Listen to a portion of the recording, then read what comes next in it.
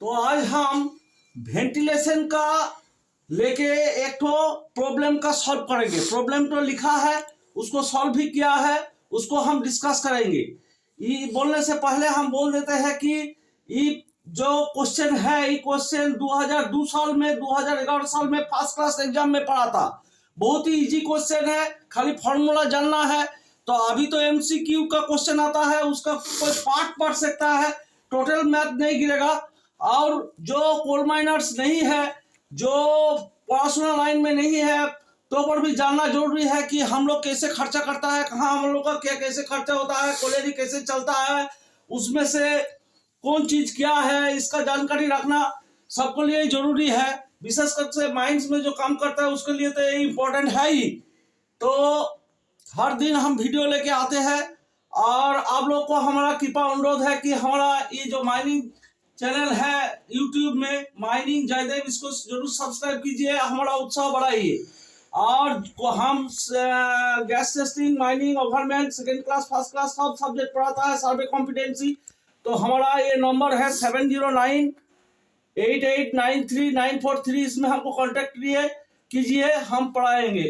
तो आज ये प्रॉब्लम है इन ए कोल माइन, माने एक कोल माइन में, अंडरग्राउंड कोल माइन में a 5 metre diameter main mechanical ventilator, जो एग्जॉस्ट सिस्टम, वेंटिलेशन सिस्टम है, एग्जॉस्ट, अभी तो एग्जॉस्ट और फोर्सिंग दोनों एक साथ रखना कंपलसरी कर दिया न्यूक्लियर एक्सीडेंट का बाद, is producing a quantity of 10,200 metre cube per minute at a water gauge of 54 millimeter and connected 32 amperes current at 3.3 kV. Calculate the A resistance of the ventilation network. 2 number equivalent, B equivalent orifice, C air power, D power input, E overall efficiency, and the total yearly consumption of the fan at power factor of 0.80, annual power cost at the rate of ₹5, माने BOT 5 unit, एक unit का खर्चा है 5 rupees. तो देखिए, उसको solve करने के लिए पहले क्वांटिटी कितना दिया है, क्वांटिटी दिया 10,200 metre cube per minute, 10,200 cubic metre per minute. इसको सेकंड में बना लीजिए, सेकंड में बनाना पड़ेगा। 10,200/60 इक्वल टू आ गया 170 मीटर क्यूब पर सेकंड। ये तो इजी है। देखिए, सेकंड में आएगा तो कम फिगर का आएगा, कम फिगर मतलब 170 आया, और ज्यादा फिगर 10,200 आया है।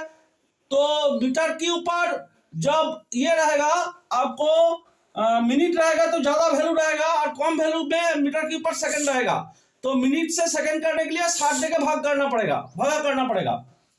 तो और एक तो है 1 millimetre of water gauge is equal to ji pascal. G pascal मतलब होता है 9.8 पास्कल।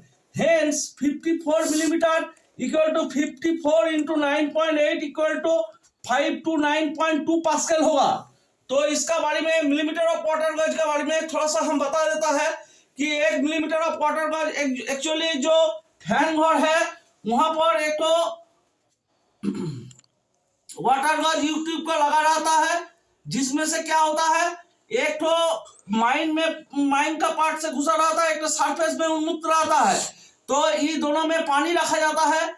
तो पानी का जो लेवल है, धरिए ये लेवल इधर ज्यादा है, तो इससे इसको कितना मिलीमीटर है स्केल में देखने के बाद पता हो जाएगा। धरिए 32 mm है, तो उसका millimetre of water gauge fan घर में दिखाया गया 32 mm। तो ये जानना हम लोग को जरूरी है, वाटर गॉज कितना होता है। तो 30 से 40 का बीच में रहता है नॉर्मल। जैसे वाटर गॉज चेंज होगा वैसे माइंड में कुछ एबनॉर्मलिटी हुआ है, ये पकड़ा जाएगा। तो 1 millimetre of water gauge is equal to ji pascal. G मतलब acceleration due to gravity 9.8 pascal. Hence 54 equal to 54 into 9.8, 5 to 9.2 pascal. तो 1 मिलीमीटर ऑफ वाटर गॉज ये मैथ में आ सकता है। आप लोग ख्याल रखेंगे जो 9.8 पास्कल होता है। पास्कल किसको बोलता है ना, पास्कल इक्वल टू होता है कि प्रेशर का यूनिट होता है। प्रेशर क्या होता है ना, प्रेशर होता है आपको force per unit area, force का यूनिट क्या होता है ना न्यूटन, एरिया का unit metre square. So 1 newton per metre square equal to 1 pascal होता है, ठीक है ना। उसको बारे में बहुत क्लास हम लेंगे, तो जब हम लिखता है कोई नया चीज आता है तो उसको इलाबोरेट कर देता है थोड़ा थोड़ा, उसीलिए ये सब बोल रहा है। फिर देखिए हम अगला दीदी कराया था P equal to R Q square है, P equal to pressure, R equal to resistance, Q equal to quantity of air, तो उसका यूनिट भी दिया है। तो अभी इसको P equal to R Q square, R equal to हो जाएगा P by Q square.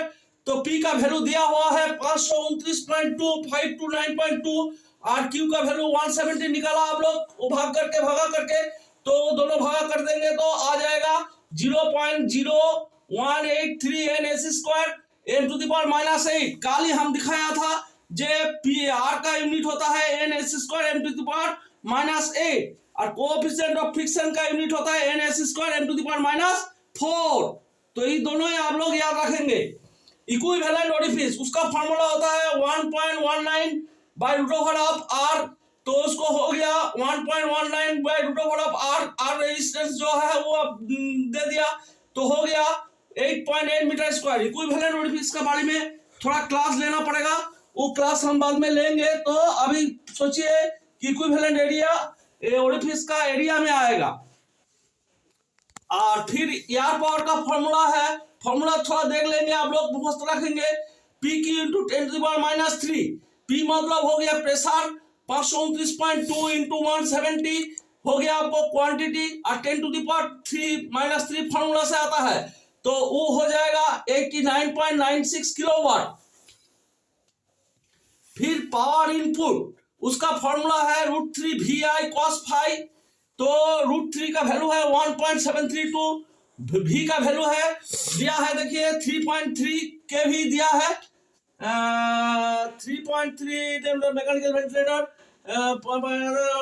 3.3 kV, तो V का वैल्यू है 3.3, और आपको 32 एम्पियर दिया है, एम्पियर I माने करंट हो गया, और 0.80 एफिशिएंसी हुआ, 80% एफिशिएंसी बोला है ना। देखिए एफिशिएंसी बोला है power consumption rate of factor 0.80, तो इसको गुणा करने से 146.31 किलोवाट आएगा।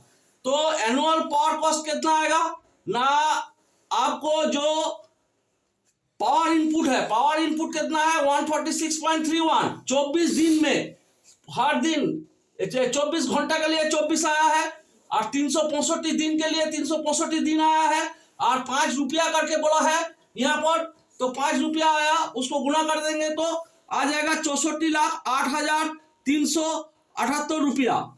तो यही आज का मैथ था, ज्यादा टाइम और नहीं लेंगे, एक एक दिन में एक एक करके हम देते हैं कि बुझने में सुविधा होगा। इसका बारे में कुछ जानकारी लेने के लिए हमको फोन करिए, कांटेक्ट करिए, मैसेज करिए, आप इसको कमेंट करिए, हम उत्तर देंगे। और क्या क्या चाहते हैं हमसे वो भी आपको कमेंट करके जनाइए, उस तरीके का वीडियो हम बनाएंगे।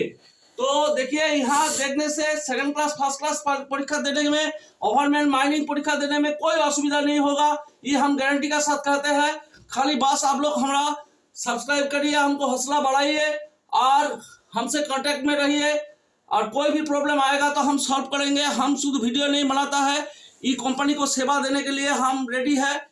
जिस कंपनी से सीखा है, कोल माइन से, अंडरग्राउंड कोल माइन का हर एक चीज, सरफेस माइन का, और जो OCP है उसका बारे में भी हम आलोचना करेंगे।